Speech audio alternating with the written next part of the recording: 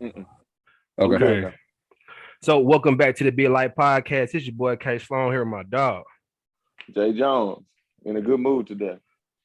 In a good mood today, and I got the homies with us, the official Be Light Podcast members. They went ahead and dubbed themselves the I dubbed y'all. Fantastic We Four. dubbed y'all. Me and Jarrell dubbed y'all. So let's go ahead and put that out there. We went ahead and said we needed y'all to come back. So we appreciate y'all to always be coming back more consistently now on a consistent basis. The assistance is appreciated, Kings. But we let y'all introduce yourselves. It's your boy Nate G, man. Nate G, repping H-Town with his Red Sox in 5. H-Town, Astros and 6. Astros and 6. Damn. Who are you? DeMarcus? DeMarcus, Every time. aka Mr. Listen Go, aka I'm out here creating space, aka filling in the gap. Which gap? What gap is that? In between your lips. Oh, wow. Wait, that doesn't sound right. Wow. It's the Clean vending the snack. The- We do wow. vending machines. Vending Wow. machines. The vending machines. Yeah, the vending machines. Okay, I Filling like the where you gap. took. Yeah. So how's that going? Let's switch gears a little bit from the intro. And how's that going? Yeah, snack machines, vending machines. Vending machines, drink machines, both of them, It's a journey, and it's a process. You know, everybody gonna show you the success story, and everybody gonna show you the glitz and the glam. Everybody wants to be in Gerald. I always talk about this all the time. Everybody wants to be a boss. Nobody want to do the work. So we do the work. We enjoy the process. So it's weird. We're in the middle of the process. If you want to know the whole thing, we can tell you it all. Yeah. Now, one thing we did have a problem with. DeMarcus went on Wednesday, and they unplugged our machine. Why? Why did you do that? They was doing some work behind. Cleaning or something. I don't know. They unplugged it, and then the cleaning service didn't plug it back in. So when we went, they thought something was wrong with the machine. So we lost a couple of days of sales or whatever. Money. So, but that's good though. That's good that y'all seeing that now though. Yeah, that's good. Then y'all getting that now. I went Saturday and it was pretty empty, so we're gonna have to probably make on Amazon. If you have an Amazon business account, they give you 10% off on your first order. So we probably gonna order some stuff off Amazon and get a little discount.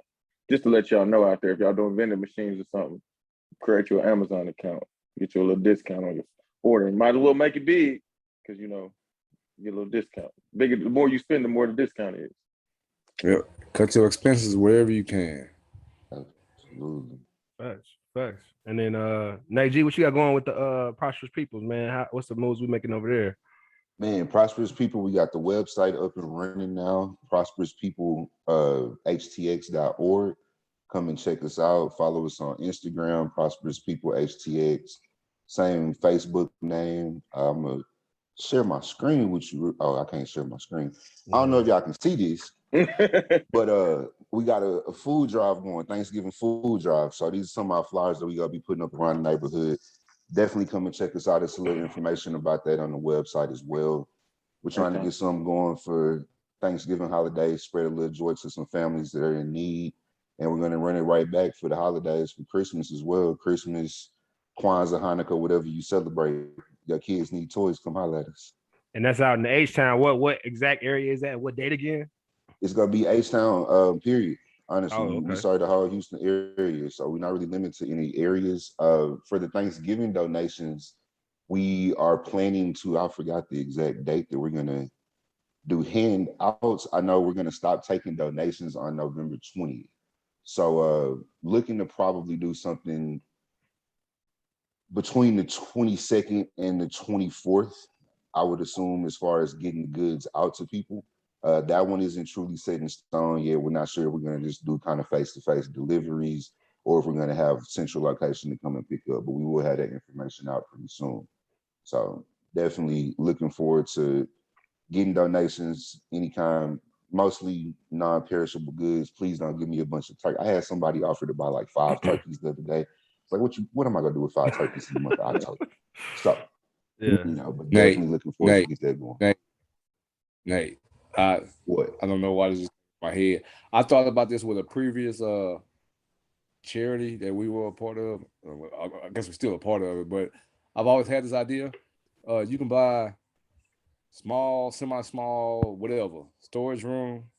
Some of them have electrical outlets. You can get a deep freezer. You can take all them turkeys, put them in the deep freezer, put the toys in the storage room, put the non-perishable in the storage room, and that's an expense that you can write off or whatever. But you also have a place where you can store everything, and it's you know what I'm saying, it's tempered. So I'm saying you can take hot, you can take cold. Well, not really hot, but you can take cold. Like those turkeys, you can give out a bunch of turkeys. You'll have all your non-perishables all in one spot. You can back up a truck to it, put them on the truck, and then take them to different spots. Because I know Houston's a pretty big area. You can take them to different spots, or you can, do whatever you can do with it. But that's just an idea that I don't know. I've always had. Nah, that's Because helpful, I've bro. always thought, like, Appreciate for the that. toy drive that we do, I was always like, hey, we can get toys during the year and put them in a storage room, and then when it comes time for that to come up, they still look brand new. You know what I'm saying? And then take them wherever we take them to and get them out. I like that. I like that. Definitely Sharing appreciate ideas that. on creating value, man. That's dope. That's dope that you're gonna get that Absolutely, going. man. We gotta get that collaboration going on one of them features too. So yeah, whenever you ready, I'm ready. Like all you gotta do is make them play. And I showed y'all a minute, gave y'all a sneak peek. The book is on the way. It's on the way. We finna get with a publisher. I got pretty much the meat of the book done. It's gonna be for student athletes, a success manual for guiding support systems and student athletes through that freshman through senior year, all the way to their freshman year of college, just to be able. Because I know that was a time when I struggled a lot in my life, and I know a lot of cats that do as well. Because that little period from senior year to your freshman year, the end of your college, your first little year in college. Nate and Jarrell, I'm sure y'all can attest to that being like a very confusing time. It's Yeah, confusing. Yeah. So I got a little something in there for the cats that's like trying to figure their life out at that time. So I'm excited. I'm excited to push it. But man, let's that's jump gonna be into big, man. yeah, let's jump into it though, bro. Let's jump into it. So Jay Jones, you go ahead and take it away since you got the first one we're gonna dive into. Yeah, I just wanted to talk a little bit about bullying because we had a event out here, the DFW area in Arlington, Mansfield. Everybody said Arlington, but really Mansfield. A kid Yeah. was getting bullied and basically brought a gun to school, and he wasn't shooting up the school because a lot of people thought he was like, it was like a school shooter, but Man, shoot. he was, yeah, it wasn't a mass shooter. He was just trying to go at the kids that was bullying him. So a kid came and beat him up in the classroom, whatever. But they said it had been ongoing, and his parents had told people like, "Hey, this kid's been bullying my, my son," and I guess he was fed up, so he brought a gun to school and shot at the kid. So everybody thought it was a mass shooting, but it really wasn't. It was more like a retaliation. Like, hey, I'm tired of this, and I've been telling y'all, but nobody came and helped. So I'm just gonna handle it how I handle it. So just bullying, period, right now is kind of like just a topic everybody kind of speaks on, going on everywhere. We're trying to stop it. We're trying to make it like, no hazing, no bullying, no nothing, but it's still gonna happen. So I just want to know what y'all think about bullying, about this little situation in Mansfield, just anything. So I think just to jump it off, there's two two present dangers that need to be identified because of course you got the person that's being bullied, just off of their vulnerability and you know inability to defend themselves or not to seem so vulnerable. And sometimes we don't realize it, but the person that's doing the bullying or the people that's doing the bullying, I mean, both parties need counseling and to be retaught. So there's actually two parties there. I know we never look at the person that's doing the bullying as a victim or whatever, but uh, that person needs to be retrained, retaught, and relearned too. Yeah. Absolutely, man. I think that's probably the biggest part of it because why are you bullying someone? Like, what are you actually getting out of that? Is always my question, right? There can't be this huge self-esteem thing to say I can, pick on somebody who's incapable of defending themselves against me or something like that. I think we could all agree with that from football. We all played a team that was lesser than ours, Mm-hmm. right? So, yeah, we up 50-0 at halftime, bro. Running clock and just kind of run the ball out. We don't have to score 100 on these guys. So that I think DeMarcus is absolutely right on that one. You have to go in there and kind of really relearn the behaviors and identify why those behaviors even something that you adapt to or something that you were taught, unfortunately, whatever it was to make you feel that that's the way to behave. Yep. And then I go into that too, like you saying about, who's bullying, like, identifying who that bully is. I was looking at some data, some information that says so people kids or people that bully frequently get in fights. They normally also steal and vandalize property, drink alcohol and smoke, report poor grades, which could result into getting into which could result not getting into college. And they also participate in cyberbullying as well. And I think that's something I thought about when Jarrell brought this up, which is like the cyberbullying piece of it all. Like, social media is probably the most dominant bully space for anybody. I mean, not just kids. Like, I mean, I think it just TikTok to me is one of the most random self-esteem demoralizers that you can engage in, bro, because you'll be looking at some funny clips and different things, and then all of a sudden you get met with a video that's like, you could tell the agenda behind it wasn't to make you feel good about yourself. And I don't know if everybody's aware that that's happening, but when you start to build a culture like that, which we've done to this point, bro, it's starting to perpetuate itself, and it's making bullying more rampant in schools. Like, there's so many different ways to tell somebody you think they're ugly now. There's so many different ways to for real. There's so many different ways to dump somebody. There's so many different ways to like make people feel bad about themselves now, because it's just how quickly we can do it. So it really, I think the charge is really on us to identify who hurt us before we go out into the world now. Like, and the same thing with our kids, like, who hurt you? Like, that's what it really comes down to. It's like, who hurt you, and are you still allowing them to hurt you? Because now you're hurting other people's because of it. You know what I'm saying? Misery love company, Yeah. right? Misery love company. Because And then Carrie, you work in the school system, and I ain't trying to talk down on anything or nothing, but I hear a lot of schools don't really, when the kids report, it's like, unless they see it, they don't really do anything about it. And that's my problem with it. It's like, I don't know how they could stop it, because it's like, I know you can catch a kid at lunch or, in somewhere where the teachers are not looking, but it's like, what can we do better to if somebody reports bullying, how can we help that kid, Well, I feel like, go ahead. I hate to jump in front of you, Kerry. No, I don't hate to jump in front of you. I'm lying. I want to jump in front of me, man. I'll just do it, man. Well, in a sense of defense, because like he was saying, as far as the school sense, it's just, let me turn it up. As far as the school sense, the same thing with our society, because it comes from, even our policing. We are a reactive society, not proactive. We are reactive. And a lot of people are so worried about, hey, if you come and tell me bullying, like, is he really bullying, or if you doing this, or you should go the other way, or whatever. It's not really, we're not really proactive. We're reactive, to where if you can prove it, or if you can show it, or whatever, then okay, then I can take it and do something with it, put them in an alternative school, whatever. We don't want to jump the gun, because we don't want to be inaccurate or dishonest, or to be able to align ourselves with just one side of the fence and make a major judgment on somebody else's ignorance or youth. Yeah, that's true. For Definitely, sure. I see that a lot from my wife.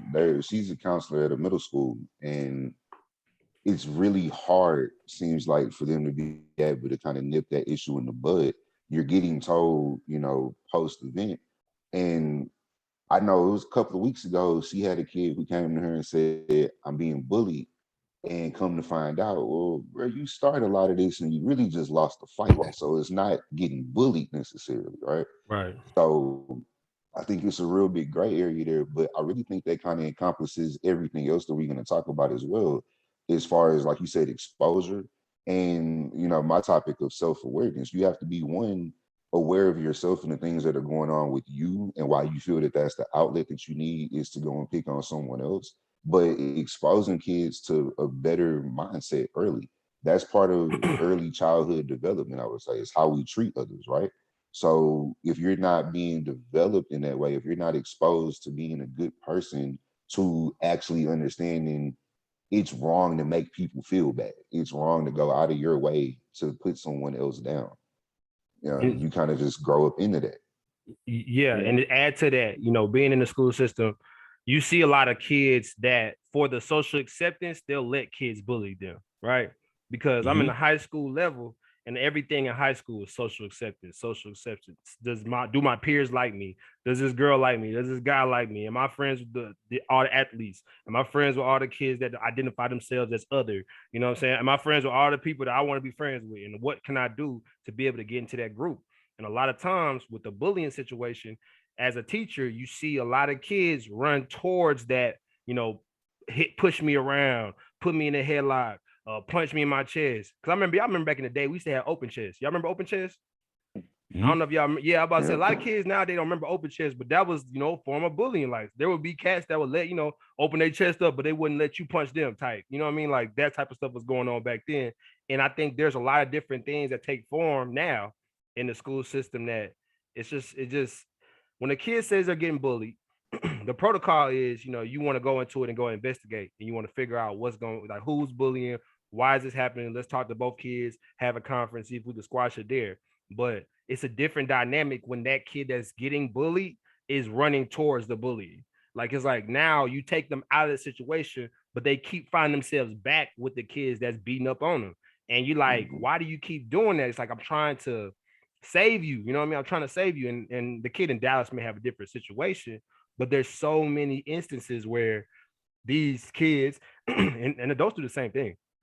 There's kids and adults for the social acceptance, for the financial security. I go back to my abuser to be able to make myself feel good in my situation because I feel like I'm safe here.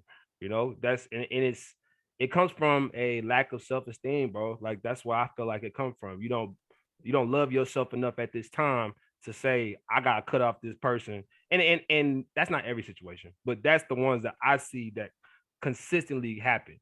Like they consistently happen. Now, a lot of times, you address it.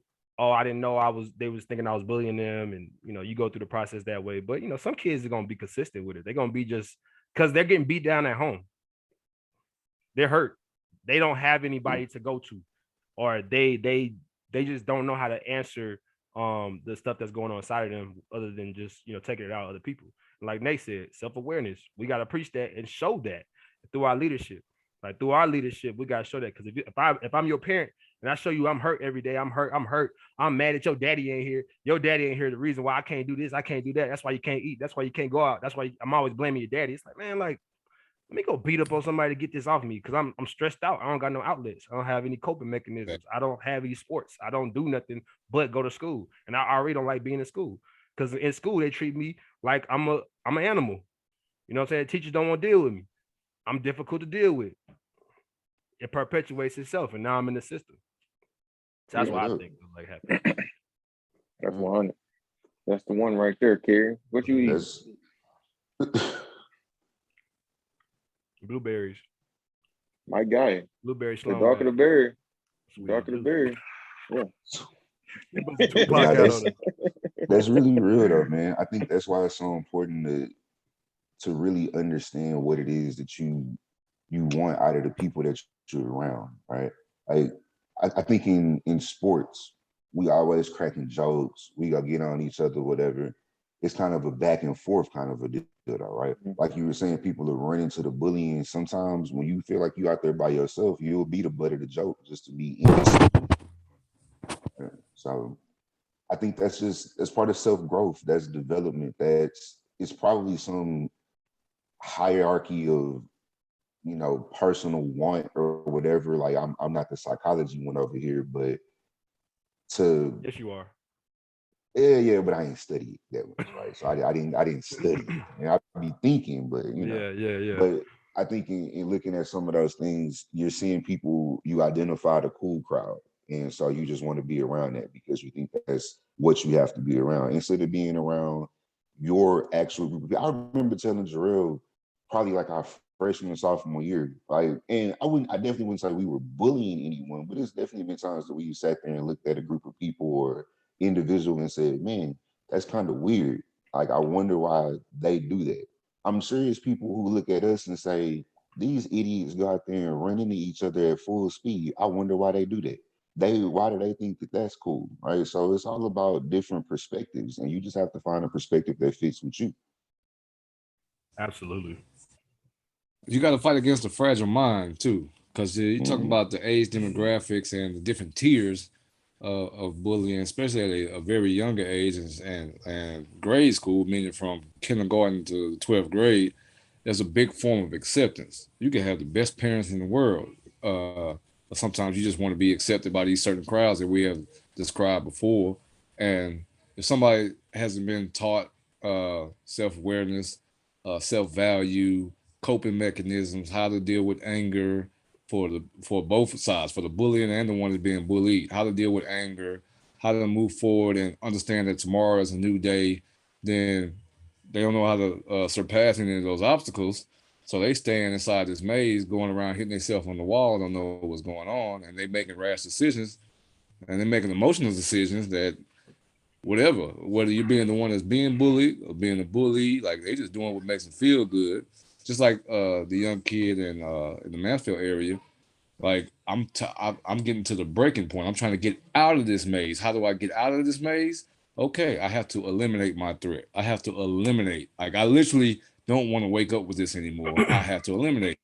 And that's one extreme, because the other extreme of that is the people who get bullied commit suicide. I mean, I just we saw don't a talk about story that, about but that that's the earlier other. this morning as well. Which is exactly the same thing. When you don't know how to get away, man, that's a scary thing. When you don't know how to deal with stuff, you're absolutely right on that. That's where, again, exposure comes in, though, right? Where we have to be able to show there's so many other ways. There are different things that you can do. There are different people to be around.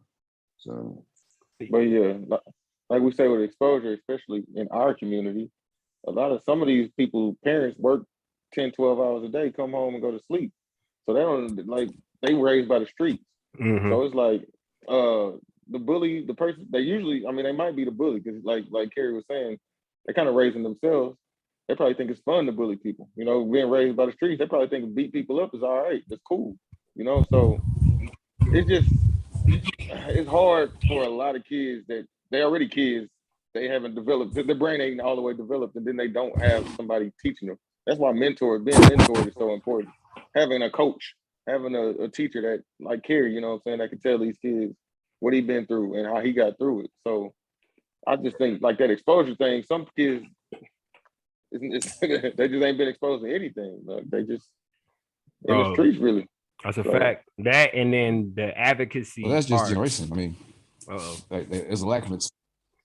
You did? so yeah, you froze up, B. Say it again. Me? Yeah, say it Yeah. again. Oh yeah. No, I was just saying, as far as the exposure, we have taken that time for exposure away because we have created the digital world to where they can escape into a world of gaming or social media on the internet or whatever. That's a whole world for them. But they can add to their exposure through that world as well, though. You know what I'm saying? That can No, I'm add saying they to take that. away from the exposure. It does. It does. It does. I think it does both. But what I wanted to add to it though is the advocacy part is big though, and the reason why I say the advocacy part is because when this literally just came up, that's why I bring it up. A week ago, Cadence had an issue. Little girl, she was in the bathroom, right? My daughter's in the bathroom. She's using the toilet. She put her jacket over the stall, or not, the door. She put her jacket over the door. Another little girl from third grade walks in, pulls the jacket down, takes her jacket. My daughter's using the toilet, so she's like, "Hey, give my jacket back." To which the little girl says, "Oh, all right." She takes the jacket, throws it into the other stall, throws it into the toilet, right? This ain't the worst part. So what happens is Cadence gets up and then Cadence walks out and she's like, "Hey, where's my jacket at?" And the little girl said, "Oh, your jacket." So she go in the toilet, pull out the toilet, throw that Cadence. So let me tell you what goes down from this point, right? So they call me at work. You know what I'm saying? They call me at work. I can only imagine what's going through my mind once I get this message. I'm hot, to say the least. I get to the school and my daughter shows up with the jacket in her hand. It's wet. And I'm like, throw the jacket away. Stop holding the jackets. Throw the jacket away. She throws it away. I'm like, where's the principal? You know what I'm saying? Like, that's the first thing I say. Where's the principal? They're like, oh, she's in a meeting. I'm like, yo, y'all need to get me the principal because I'm like, is my daughter in a situation where she's just getting bullied and nobody knows what's going on? How did y'all miss this? Like, what's going on? So I take her home, give her a shower, bring her back, come back. The principal's not available for me. Now, it's okay. I understand that people, like I understand the education setting because I'm in it. So I know that we get meetings all day long. Principal's busy, whatever. We work it out, later on down the road. But what I did was I sat down with the principal and her teacher after this incident. And there were some other incidents because they third graders, right? I had talked to her teacher a couple times. But we talked about a plan of action for what my child needs to do if she feels like she's getting bullied. Because if somebody is taking advantage of my child, throwing shirts at my child from the toilet and things of that nature, then my child is going to be taught to defend herself if she's in danger. You know what I'm saying? I'm not going to let my child be the victim. She's going to be the one to protect herself, then give the information to the adults that's in charge. But I'm an advocate for my child. Every child don't have an advocate because if you don't go and be present in the education system for your child, bro, what would happen to my child if I wasn't the one to show up? I didn't answer the phone. I'm working too much and I can't never go up there. You know what I'm saying? Now she got to fend for herself.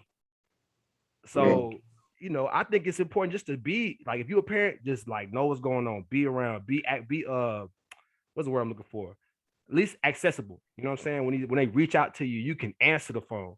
You know what I'm saying? Have that line open. Even if you're grinding like that, have that line open because you never know what's going down at that school when they try to contact you, or you also need to keep that constant communication between you and that teacher or those administrators. Like, find out what's going on. Big question though.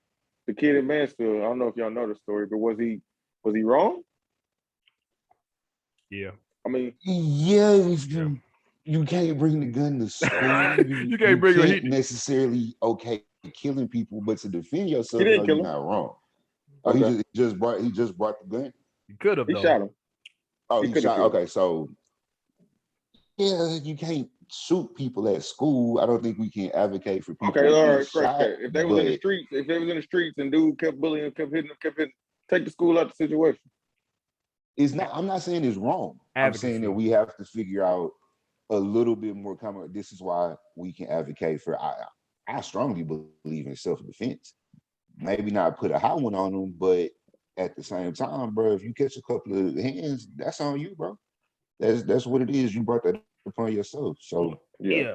Once you're in the field, bro, it's too late. Once we in the mix, it's too late. Once it's to the point where I got to defend myself, it's too late. And I be telling my kid that all the time, bro. Like once it's there, like it's there. Once it's up there, it's already there. We're here. We gotta handle it. I tell my little nephews, my little cousins that all the time, bro. Don't go out there starting up problems. But if you got one, deal with it. And I'll talk to your mama about it. Don't worry about it. Yeah.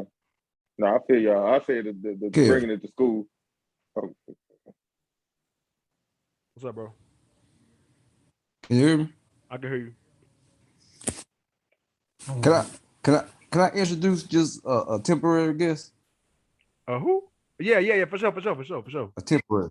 Yeah, let's do it. All right. This is my friend Monte Mayo. He has a very strong biblical background.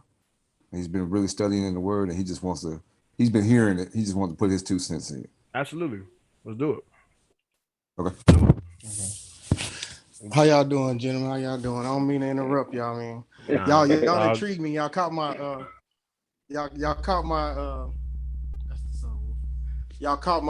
attention last week. I know y'all know what y'all doing is very important, man. And it's great what y'all doing, man. And I just look, I surfed through the Facebook, surfed through the web, and saw y'all, and just sit there and listen, see y'all, see what's going on, see what y'all talking about, and made some very good points, and like I love the conversation because that's what's needed. So I'm not trying to step on y'all toes or anything. And Gerald, no, that's my brother, man. Nah, that's all good. That's my little big bro. That's my little big bro right there. These your bros, you family. But oh yeah. All y'all family, man. I love what y'all doing, man, and it's needed. But I'm listening to what y'all saying, and it just came to me. It's Proverbs 22nd and 6. And it says, start your child off on the ways they should go. And even when they are old, they will not turn from it. It says, the rich will rule over the poor, and the borrower is a slave to the lender. Whoever sows injustice reaps calamity. What it's basically saying is, as a parent, man, like I understand what you're saying. You want to teach your child the world, you know. You want to make sure they're safe and their comfort in the time of need. But one thing I'm learning about parenting is I have to trust my parenting, right? As a man, right? I have to trust that what I'm teaching them, they can uphold it.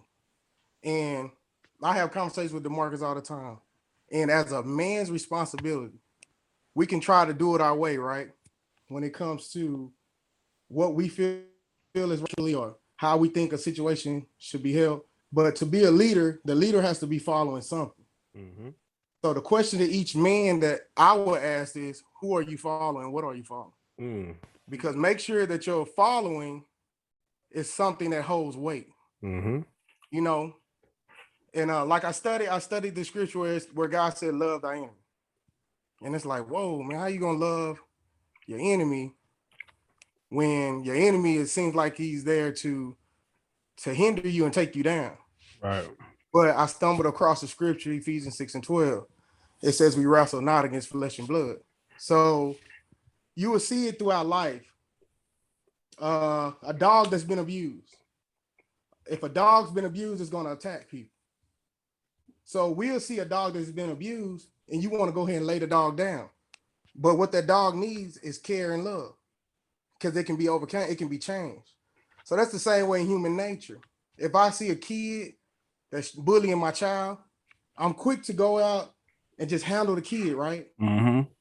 Just fight back the same bully, that the same energy that he's giving my child. I want to give him that same energy, but it's not correcting anything, you know, because that's going to pass down more hate, more energy. Exactly. But if I love that child, because maybe that child's not receiving love, so he's crying out trying to see love, that way I can combat the spiritual thing that child is dealing with to cut it off altogether. So I think that has a lot to do with what y'all talking about like how you saying the child, you know, bullying the child came and bullied, you know, your child, and Mm-hmm. you just the right. I can, when you said, man, I was hot, I felt Yep. like I felt you, man. But what I would say, do, and this is my opinion, is teach your child on how to respond to those situations. Right. I always teach my daughter not to be a follower, but be a leader. And what I mean by that is you can walk into an environment where everybody's mad, frustrated. You can easily adapt that environment and be the same person. But go in that environment. If I go in an environment that's frustration, I want to be the person that go in there and causes peace. Right. You know what I'm saying? If I go in an environment where it's hate and mad, I want to go in that environment and be the person that changes it to love. So I know it's easy to say it, but it's very hard to do it. Yeah. But I think that's what Christ's message was when he said, love thy enemy. Right. And what is love? Love is peace. You know, love doesn't take no account of wrongs. You know, love is patient. You know, all these things are action words. You know, they're not feelings. So, I mean, that's my intake on it. I didn't want to cut in on y'all. I just love what y'all do. Just wanted to give y'all some little word that I got. I love what you said about that, though. I love what you said about that. And then I was listening to a sermon today, which is funny. You said something about that, and I'm gonna address it real quick. So it said, there's a note I took. It said, you know, because psychologically we always look for solutions to everything, right? Like our brain, if we don't have a solution or a resolution to a problem, we're at odds. Like we're not comfortable as people. Like we consistently want to know what's going on. So for the people that have problems, the kids that have problems, the parenting that may, you know, have a lax in it because of some issue going on, they say we're so desperate mentally for solutions that we'll take something that isn't an answer and then make it the answer to solve the problem. And it's like, bro, like that's what you're talking about. Like, you know, coming in there with that opposite energy in a room, to be able to offset it, and that's what the room needs. That's what you got to be. Yes. You know, as us as people, we got to be that. That's to be the light in the world. Yes. Like, that's how we do it. We come in and do what's unpopular to be able to, you know, continue to illuminate. So I love that, brother. I'll let you brought that in. That's right. Yep. Y'all Y'all got some good words. Anytime, man. Anytime. Pull up on us. Man, y'all whole family just got bars, huh? It's just all of y'all. The whole fam. But now we can transition a little bit though. I guess because we was gonna talk about what Jaleesa had, your sister had. So we'll go ahead, DeMarcus, go ahead and bring that into the mix. It's a great transition, but it was a piercing question for people who have kids, their own kids, and people who even around kids, uncles and nephews, teachers, pastors, counselors, even if you don't have kids. We have learned the phrase, I'll die for my kids. I'll do anything, I'll die for my kids.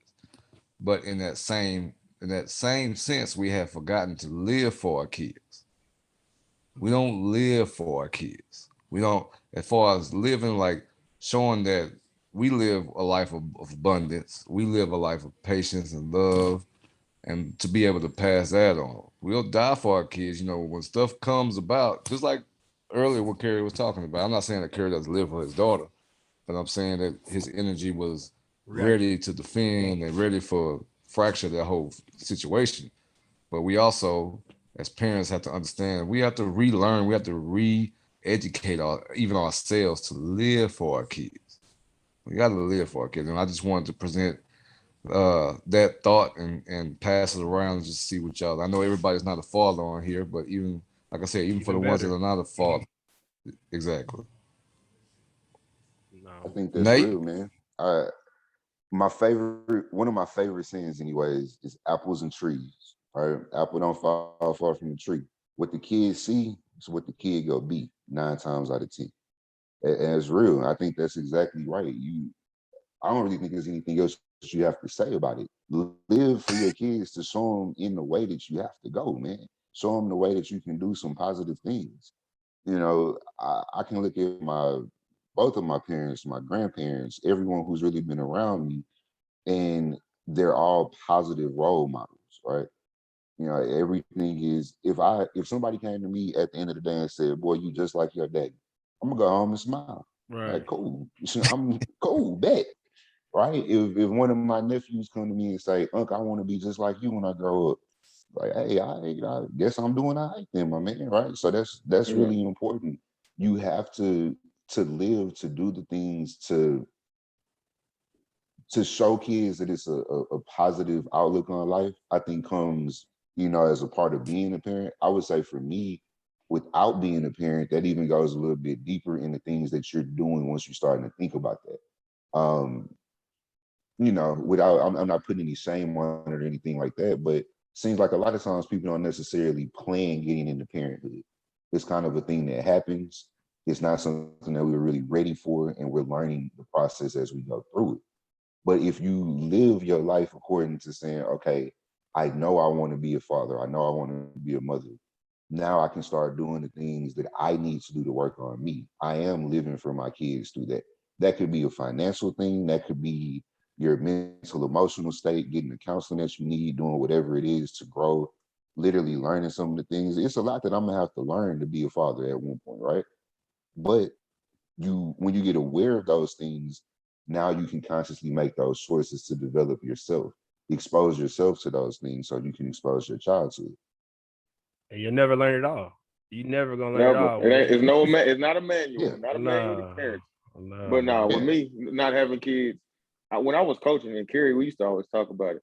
Your room kind of takes your attitude. It takes how you act. So just being in front of young Black kids that probably don't even have a father in their life, when you coaching them, you are their father figure. You are the person they look up to. So I tried to basically be like a positive influence on their life. Went to school. I told them I had degrees. I told them, yeah, I still listen to rap music sometimes, all that. I go home, I'm still a regular person, but I work. I had adversity. I fought through adversity. Just everything that I did, I knew I had kids looking up to me, teaching, coaching, everything. So you don't have to be a parent to live for these kids, you know. So the market keep That was me that time. That was me that time. Oh, my bad. But no, like you said, it's just so many kids looking up to us, just being educated black men, or not even educated black men, just being black men, period, seeing somebody doing something positive. So I try everywhere I go, I just try to be a positive influence on somebody. You never know who's watching. So with me, you know, I try to be on my best behavior at all times because you never know who's looking at you, you know. So that's my thing is at work, I don't say cuss word. I work with a whole bunch of women. So I don't cut, you know, it's like you in front of y'all, we talk about football, I say bad words. You know, in front of women, I respect women. Yes, ma'am, yes, sir. Stuff like that. Even though I'm grown, you know, I just try to show respect to everybody. So that's one of my things. It's gonna be hard to just turn it on. It's gonna be hard to just like one day when you have a kid, just turn it on and be like, okay, now I respect women. Now I don't, you know, I don't put my hands on people at random times. Now I don't, you know, it's gonna be hard to turn it on. But I think as far as living for your kids, I mean, having a kid here, bro, being an early father, he in the game on EA, being an early father back in 2000 and I believe 12 when my daughter was born. I was 19 at the time when I found out, you know, she was on the way. It was just the mental state I was in was like I went through like phases of depression and anxiety and just it would just constantly go in a circle because I didn't know what kind of man I even needed to be a dad. You know what I'm saying? It's just like, what do I have to ditch? What do I got to gain? Like I had no real spiritual base. I had nothing but football. So things kind of went down south real quick. And then the regrowth process happened around when she was 3 or 4 years old, to be honest. And she's 8 now, and I'm still trying to grow and, you know, add to myself. But I mean, living for your kid, bro. I mean, after they're alive, I don't think that's really, I mean, I'm not gonna say it's not hard. It's very hard, but I think it's a strong motivating force. You have a built-in why now to every single action that you have. And those people that don't feel like that, I think sometimes they act as if, you know, they don't have a kid. They might try to take the mindset on that, you know, if my mama can watch the baby, then I don't got a kid for this time period, which ain't true. Because you're finna go pick the baby up, you know what I'm saying? And the baby gonna see what you got going on. Or they also see how you handle, you know, situations when you leave me places. You don't make sure I'm good. You just kind of just go to work, come home, go to sleep. You never really checking on me. That's not living for your kid. Because if God forbid something happen, you ain't gonna be able to live with yourself. You know, and I think that's something that, you know, a lot of parents should really think about. And a lot of kids that grew up in those situations, they really have that to say. They're very vocal about that as adults. It shapes us. Like it really does. We remember those things. I remember my mom busting it, trying to figure out a way to be around us more, trying to do stuff with us to, you know, build that relationship. Me and my brother. I mean, that's what I think about when talking about living for your kid versus, you know, saying you'll die for them. Because yeah, we'll die for our kids. Like it's your blood. Like if it really had to come to shove, you're gonna be like, that's my baby. But to live is a lot more difficult. It's a lot more difficult. I agree with that, man. Like I had one pregnancy scare in my life, and talking about like not really knowing what you have going on, and football was my whole world. I was like, oh my God, I'm finna have to give up my entire life. It was a terrifying thing. That was the first time probably that I had ever felt fear for real in my life. Like real, oh my God, what do I do now? Fear, right? To the point of it took one text message for me to say, okay, I'm finna call my guy. I happened to be at home for the summertime or Christmas or something. I forgot what it was. But in that moment, it was, all right, I'm finna quit playing football. I gotta go get a job. I gotta go do this. I gotta, you know, with everything else. Because if you have the idea that your kid is the most important, I think that's gotta be the biggest life-changing event that we go through, right? Is now I have something, because you truly have something that is depending on you, right? Absolutely. Montez, yeah, Montez, what you got? He hit it right on the head. That's true. I mean, it's a scripture in the Bible, it's a parable in the Bible. Christ said, a bunch of people was doing religious things, right? And they were going out doing religious things. And he appointed to the disciples, he told them, he said, true and undefined religion is those who visit the widows and the fatherless in their affliction. And it's deep because he's saying the true and undefined religion is those who visit the widows widows don't have husbands. And then it said fatherless because they don't have dads in their afflictions. So you're saying if you want to be religious, go replace a man in a household. Wow. Like that's deep. That's real deep. And that shows you how important being a father, you know what I'm saying? That shows you how much, how like that's like very important because we're the head, you know? And if a child doesn't have that leadership, you know, it not saying that he can't get through life or can't, you know, conquer and do have all his dreams set aside, but it's just going to make it harder. You know what I'm saying? And it's very important, man, and leading our kids the right direction and being there for them. Yeah, that I feel like when my daughter was born, like I thought I knew what love was, you know. You know, you would meet a girl, you know, I married my wife and I love my wife, don't get me wrong. But it's like I love my wife, man. Greatest thing ever happened to me, besides receiving Christ, you know, that's what I say. But greatest thing happened to my wife. But when when a child is born, it's like you say you'll die for something, but then when you see that child, it's deep, man. Like, yeah, it's like you like, phew. And I understood when my daughter was born how God felt about us, you know, because he allowed us to see how it feels to create something.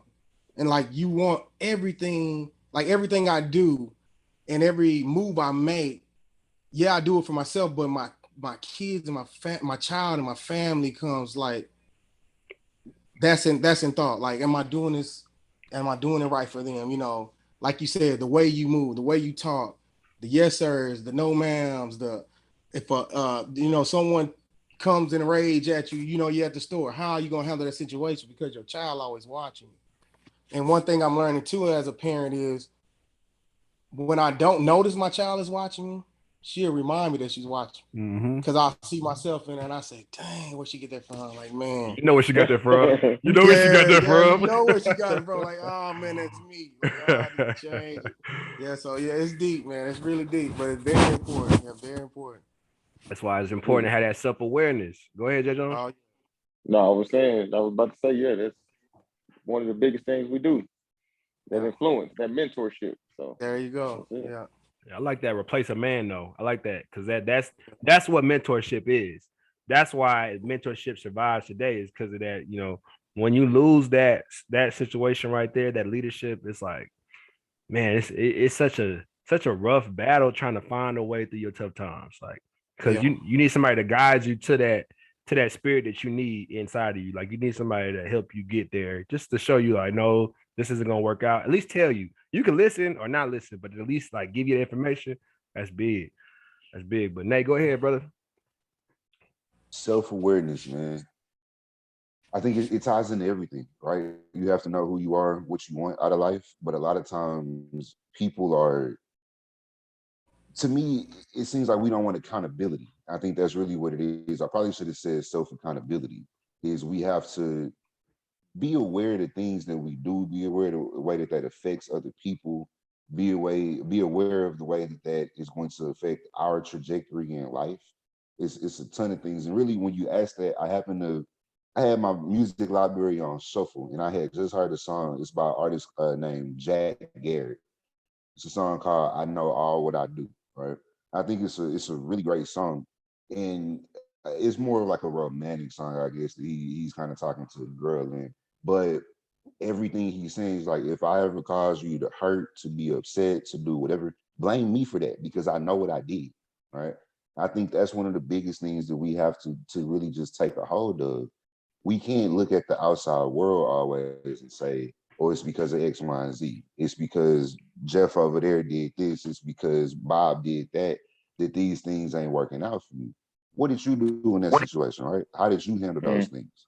All right. So that, to me, that's the self-awareness that I was kind of talking about, but it comes in everything. Like what we talked about with bullying, with being there for your kids, literally everything. Are you aware of the way that these things are affecting what's around you? With that accountability thing, I think being like I always go back to football, but being like a captain in football, when you were accountable for what other people did. So like when you got in trouble because of what they did. So I feel like football taught me to be just, I never blame anybody for anything that, you know, happens. I'm like, I could have, even if it wasn't my fault sometimes, I'm like, I could have did better, you know? So I thank football for making me the type of person to be like, hey, I'm gonna find a way to get it done. Even if I got, you know, even if somebody else did something wrong, I might try to fix it. Just being a captain, because, you know, Nate, we've been playing since we were 6 years old together in Houston, you know, so we've been captains our whole life, you know? So me being, what you say, that accountability thing, football is one of the things that taught me just not to blame anybody else, you know, find a way to get through it. So Absolutely. That's what being a leader is, right?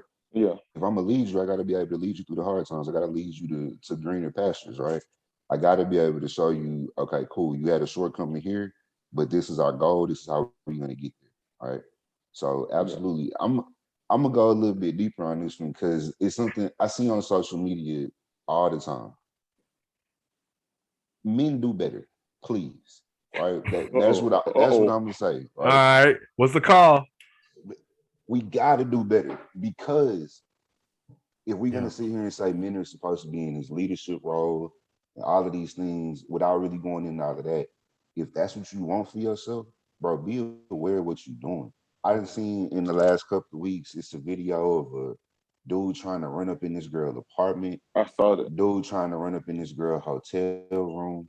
And it's definitely not every dude that is okay with that or anything, right? But even just to the fact that there's people out there who will try to justify stuff like that, who will try to talk around stuff like that. Be aware of what that actually is, bro. Not just that it makes men as a whole look bad. Be aware of what kind of man you are that you don't see a problem with that. That doesn't to the fact that you want to do something about that. All right.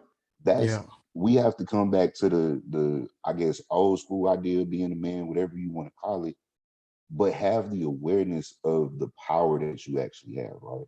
Have that kind of awareness and be the leader that we need in life, right? That we need. What you're saying is what you're saying is absolutely right, man. Be self-awareness on, especially men holding the accountability to everything, because us being man, we don't realize the responsibility we have. You know, God placed us the head, right? And the first story in the Bible's laid forth. It set that forth, you know, letting us know our responsibility.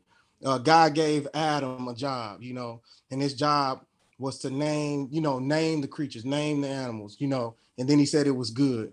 And then he gave him another assignment: do not touch this fruit, you know, this forbidden fruit. Do not touch it. You know, Eve was deceived, right? The enemy came and deceived Eve, and she bit. And then nothing happened, right? Nothing happened at all. She ate it. It wasn't until Adam was disobedient and got out of alignment.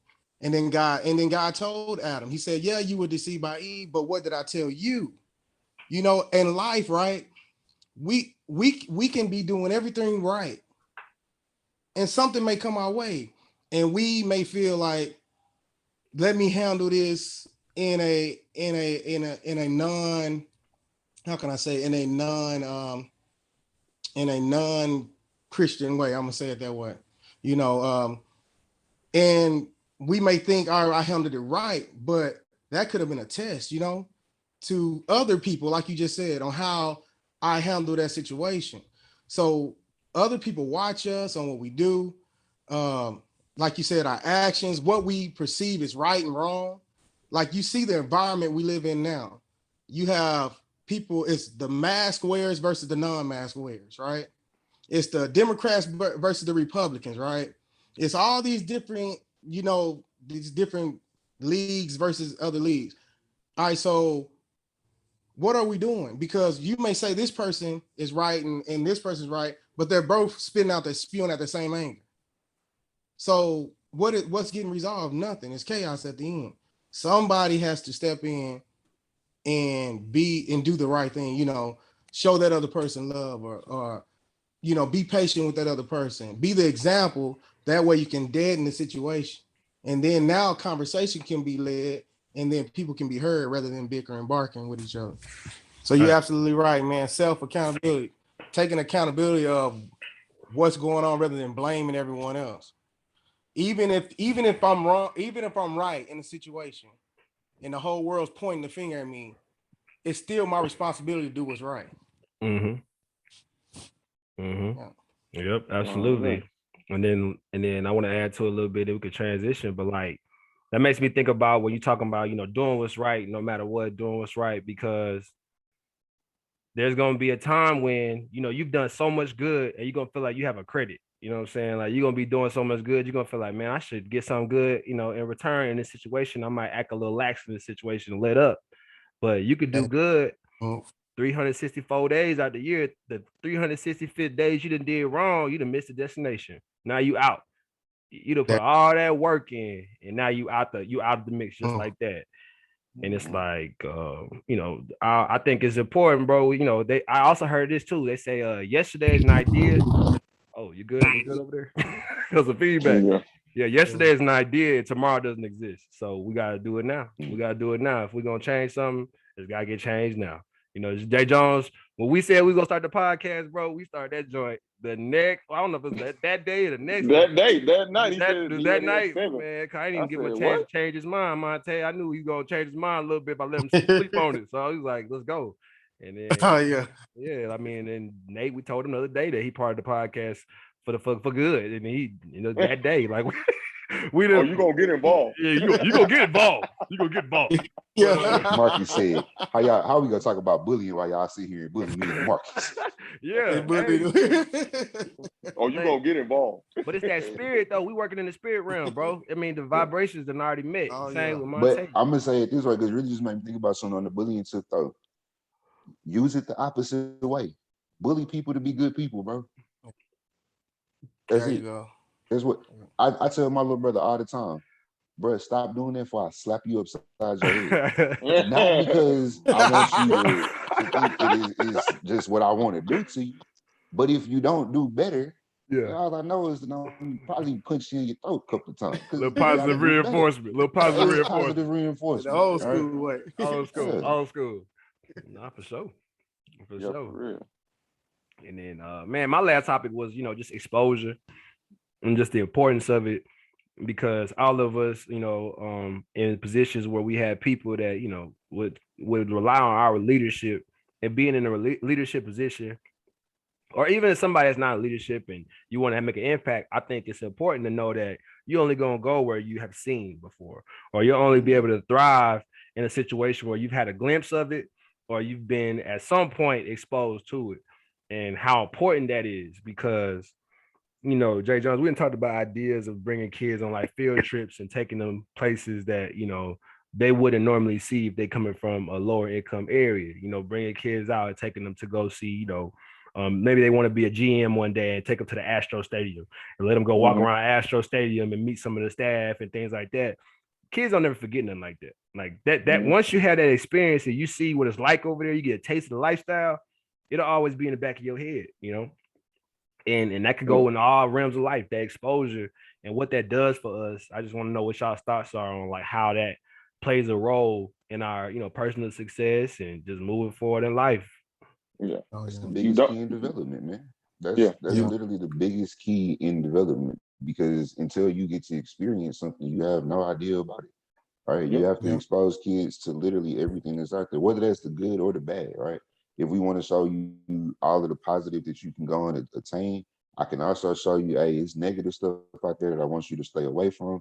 It's one thing, say, hey, don't smoke crack. I'm gonna show you what a crackhead look like. So now you know, hey, I want to stay away from that. Okay.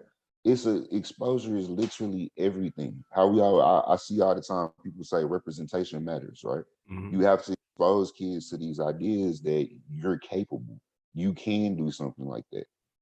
So you don't know what you don't know. I mean, simple as that. People take when you say ignorance, people take that as a bad thing, but a lot of people are ignorant to a lot of things. You might not know what an astronaut is. You might go to Houston and NASA, you might love it. You might get into science, make it your major, you're an astronaut. So as kids, you really just don't know. Like you just kind of, until I'm exposed to something, I don't even know what it is. Teach me. So the more we teach, reach one, teach one. So that's the thing. We get out there, like Carrie and I was saying, take kids to just anywhere. What do you like? I can show you that. Read about it. Google it. You know, just show them stuff. There's so many ways to show people, expose people to something. So. Yeah, I got advice from a business owner before. It's when I was working at Dish Network and I was going in and out of customer houses. A young cat, and gave me good advice. He said I noticed he had a bunch of family vacations, all these different spots. And I was like, man, you going a lot of places. And I said, man, that's great. And he was like, yeah, I go on vacations. He said, because it gives me ideas. It gets me out of my comfort. It gets me out of my norm. So I go off to these different locations and I get to see the nice restaurants, the culture, the things that they do. And I just bring it back home. So he's like a sponge when he's out on vacation, and he sees the things, he experienced things that he normally doesn't experience at home. Then he brings it back to his hometown and uses it and sets it up, and makes money off of that in that way, set up different entrepreneurship, different businesses, and it's just, and I was like, man, and he's right.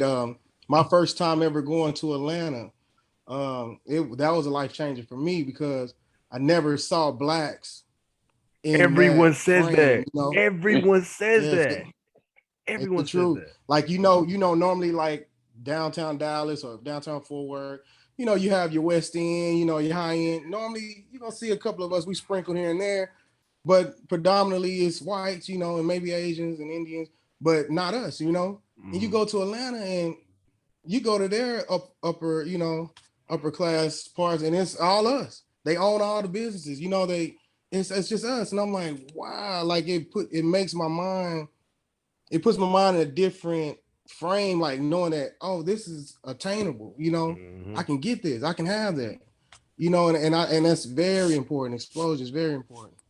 Yes, sir. Now I've heard that a million times. Like, go to Atlanta Me too. and you will see, the pinnacle of, black people. As far as in this country, like Yeah. you see black people doing Mhm. everything. They running the sewage system. They running the big businesses for, Yeah. they doing everything. Mhm. And it's like I ain't never Everything. seen that. I ain't never, had that in front of me. I've seen black people doing great things, but I haven't seen everybody, like just us all over. Yeah. Like I ain't never. So I need to go to Atlanta for sure. Yeah. I'm gonna check. Me too. Yeah. Yeah. I need to check it out. Need to check it It's out. a must. It's a Yeah. must. But man, we've been on this thing for about an hour here. About an hour here. We had Cowboys. Yeah, they was taking that dub off them boys here today, so we had to start a little late. Start a little late. He ain't gonna Let's listen. go. Yeah, you a Cowboy fan too? Oh, yeah, y'all all Oh, over yes, there. sir. Y'all all your family. It's Hey, all we family. we bleed blue over here. Yes, sir. Lead the children astray. Look at y'all. We talking Lead your children about astray. shining light and leading kids in a good way. Y'all want them to suffer for the last 30 years. Hey man, we let them ride that little high, man. Y'all ride y'all Cowboy high. We gotta go mess with y'all. But Monte, we appreciate you coming in as a special guest for real. And, Absolutely. Oh man, thank y'all. Thank y'all man. for having me, man. Yeah, and then y'all brothers, appreciate y'all, another great podcast. Y'all be light. Yes, sir. Sure.